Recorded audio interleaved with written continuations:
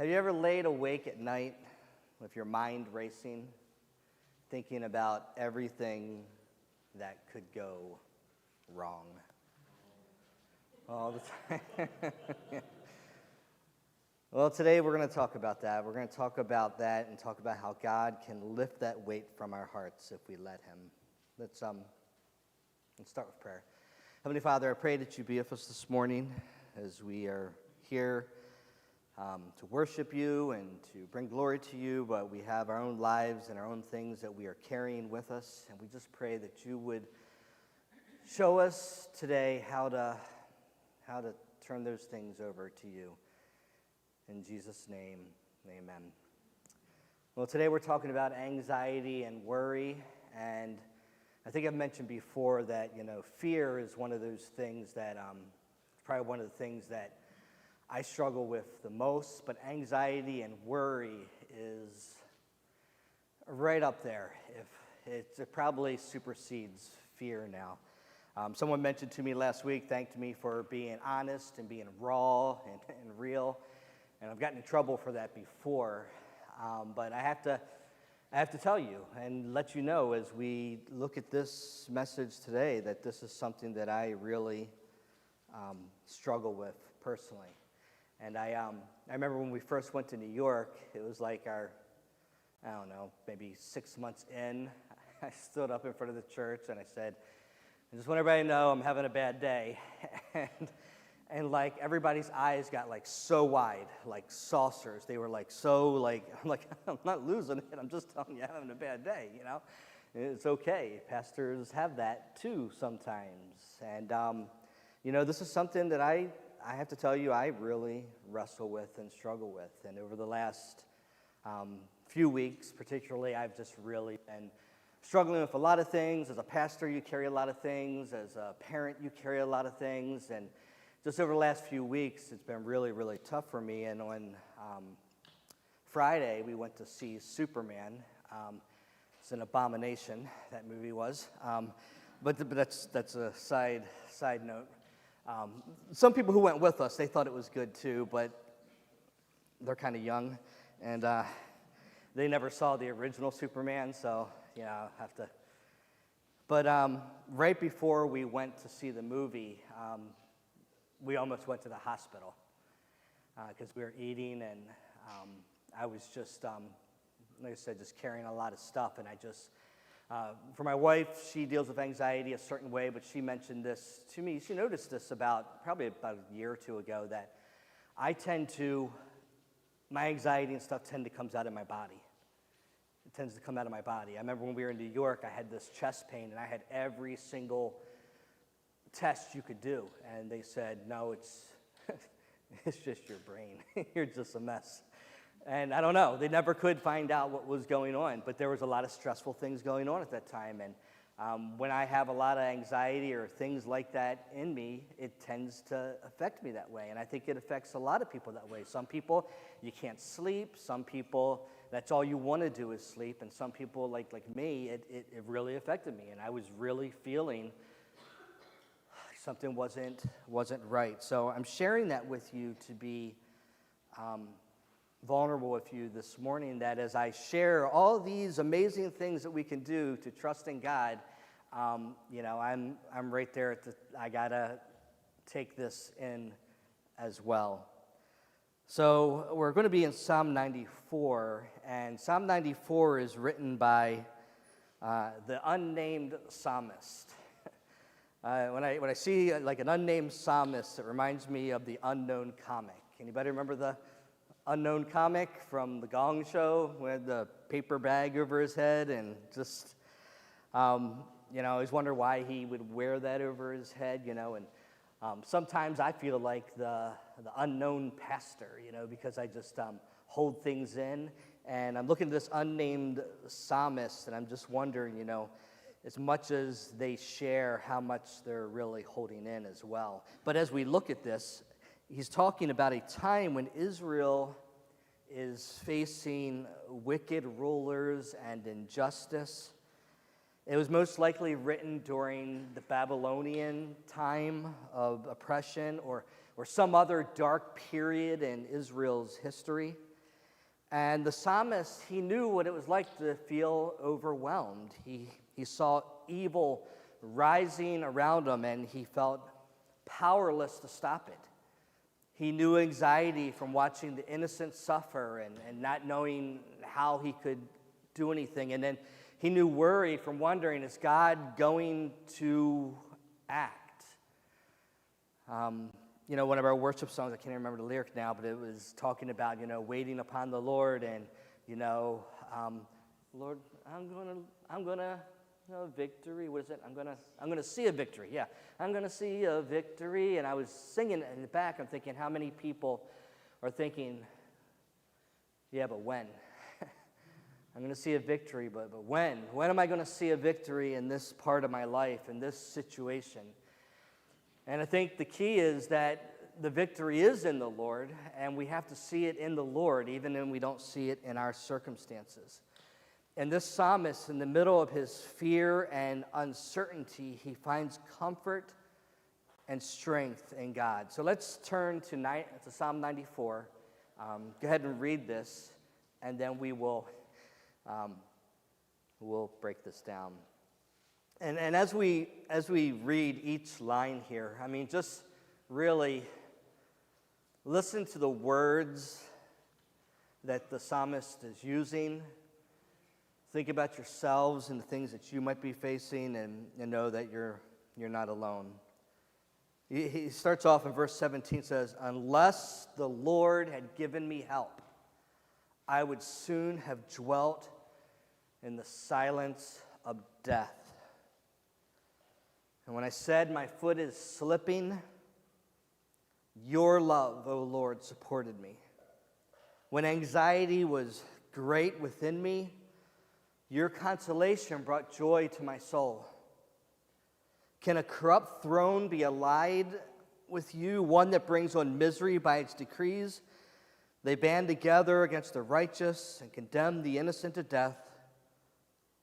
But the Lord has become my fortress and my God, the rock in whom I take refuge." So I guess the first thing we need to acknowledge and understand about worry and anxiety is that it drains our strength. It drains us of our strength. The psalmist says, "Unless the Lord had given me help, I would soon have dwelt in the silence of death." He felt like he was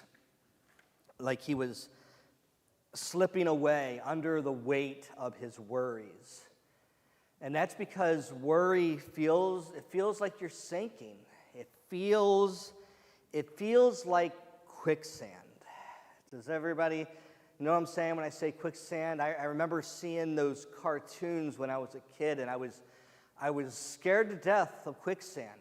That I'd just be walking out my backyard one day and just fall into some quicksand. I don't know. But I was really scared of it. I don't even know if quicksand's a real thing. I think it is a real thing, but not the way I see it in my head. In my head, you went under, and I don't know where you went, but you just kept going until, I don't know. And I don't think that quicksand is real. I think quicksand, there's a quicksand, you go under, but I don't think you just keep going under until, forever.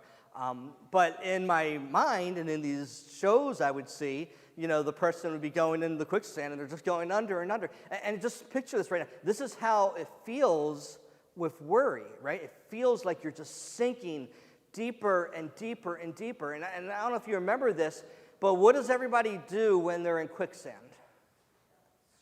Yeah, they're reaching, and from what I understand about quicksand, the more you do that, the further down you go. And it's the same with anxiety and worry. The more we struggle against it and struggle to try to do it ourselves, right, we get deeper and deeper and deeper, and we fall deeper into it, and it becomes harder. And what is the cure to quicksand? Anybody know? What is the way to get out of quicksand? Is never go into it. That's right, Jim. Never go into it. All right, let's just pray. It's once you find yourself sinking, is relaxing and just sitting there and slowly looking for a way out, looking for a vine. And our vine is the vine, is Jesus Christ. And when we try to get ourselves out of it, or try to think our way out of it, or try to struggle through that, all we do is we go deeper and deeper. It pulls us down thought by thought until it feels like we can't breathe. And I know that some of you know what I'm talking about. You felt that kind of anxiety and worry before, where you just don't even feel like you can breathe. And that's because worry also steals our peace. It steals our peace, and we get so caught up into it that we take our eyes off of God, and we're solely focusing on the problem. And what happens when you turn your back to the sun? What do you see?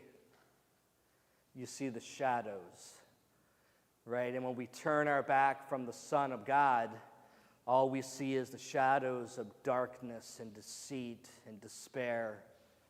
When we turn our back and we try to do it on our own, all we see are the shadows. And then all we can do is fill our minds with what ifs. What if this happens? And what if that happens? And that's for me, that's been one of the biggest things for me, especially lately, stuff I'm dealing with. I'm like, well, what if this happens? Or what if that happens? And how am I going to handle this? And you just get caught up into that. And I know that some of you know what I mean, where you just go into these things. And some of you, like sleeping at night or during the day, your mind is just wandering through it and through it. You ever have to have a conversation with somebody, and you're going through your mind all the bad things that are going to happen in the conversation. You're thinking about all the negatives, all the things that are going to come on you. And the more we do that, it just robs us of our joy, and it drains us of our energy. So we need to admit to God and to each other our weakness. And that is the first step to finding God's strength. Because worry drains us, but it doesn't have to defeat us. God gives us something stronger to hold on to when we feel like we're slipping, because God, He is the one who holds us up. The psalmist said, "When I said my foot is slipping, your love, O Lord, supported me." And he felt his strength giving away, but God held him up. And the reason that God held him up, and the reason that God could hold him up, is many times we feel like we're alone, right? We feel like nobody knows what we're going through. Nobody understands how we feel. Nobody knows what we're dealing with, but God knows. God knows our struggles.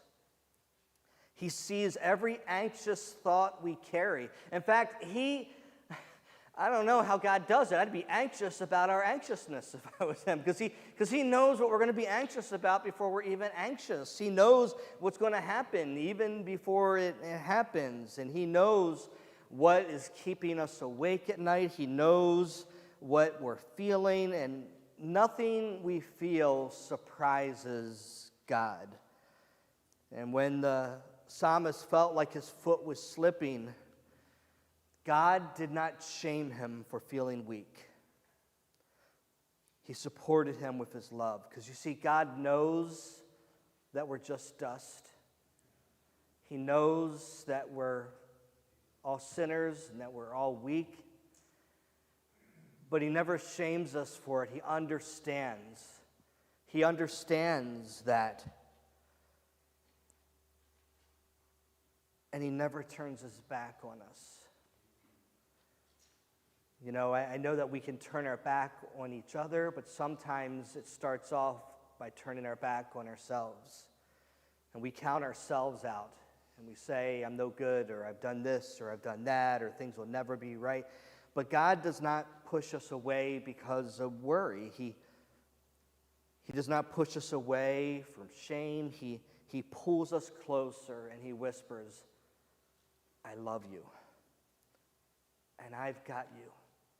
I've got you. I know this may seem helpless and hopeless, but I've got you. And when we trust in that, it is him who holds us steady. Even when everything else seems like it's falling apart, even when everything else seems like it's broken, or it seems like it's out of sync with what the world should be like, God says it's going to be okay because I have you. I support you. The word supported there in this passage means to hold up or brace someone who is falling. It's to help those who are in distress. You know, when worry tries to pull us under and we feel like we are just drowning and there's no way out. It's kind of like being in that quicksand. God is the strong arm holding us above the waves.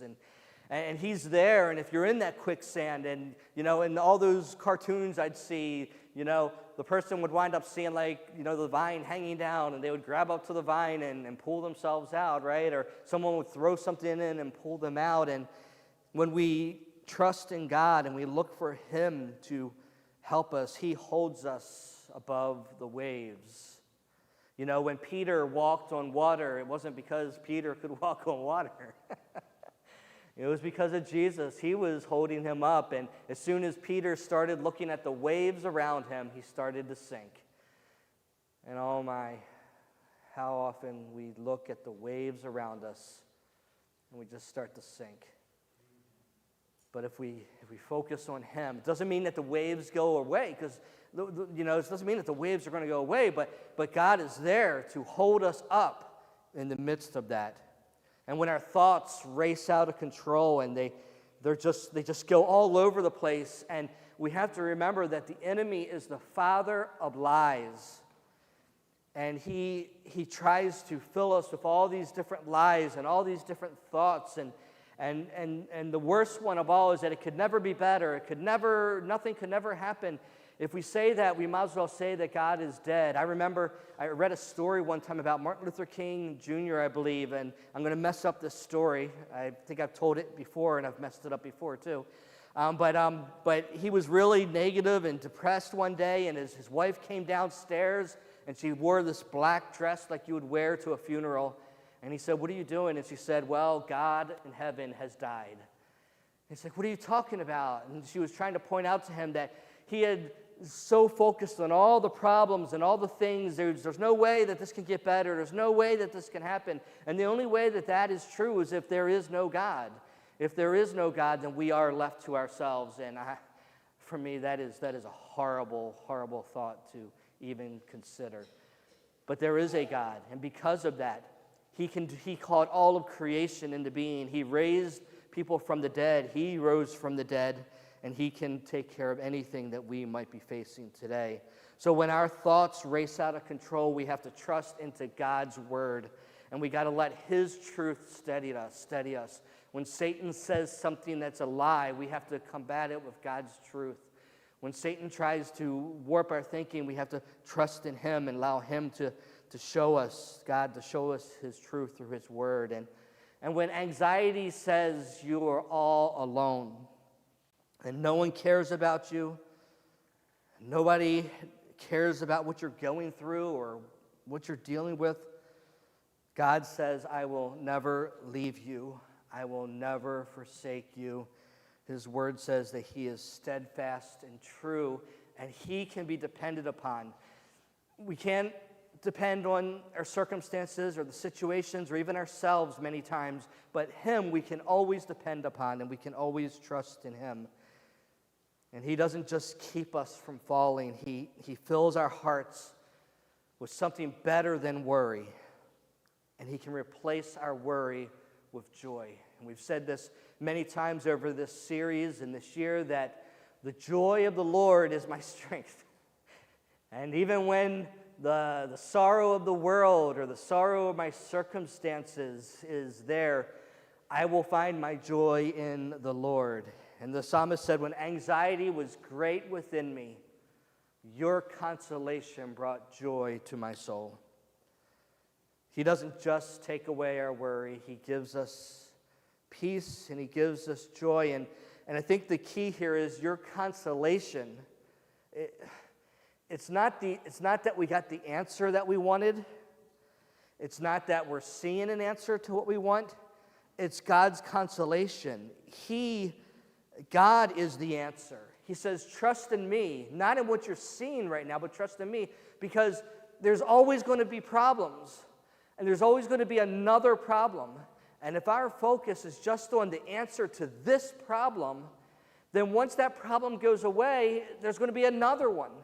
But if our focus is, it's on God, and my consolation and joy and peace comes from Him, then no matter what problem I face, no matter what situation I find myself in, I have peace and I have joy because of Him, and He will see me through. And His word reminds us, again, that we are never, ever, ever alone.